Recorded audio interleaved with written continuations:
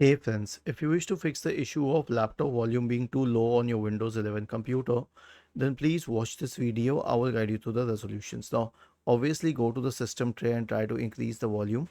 Other than this, click on this symbol here, scroll down and make sure that the volume isn't low for the app that you are trying to play your video or your audio on. Once this is sorted out, right click on the start button and select settings from the menu. Go to the system tab, scroll down, select troubleshoot. Click on other troubleshooters and click on run corresponding to the audio troubleshooter. Once this is sorted, then search for device manager in the Windows search bar and open the device manager. Expand the list of audio inputs and outputs. Right click and update the drivers. Was this helpful? If yes, then please subscribe to the channel.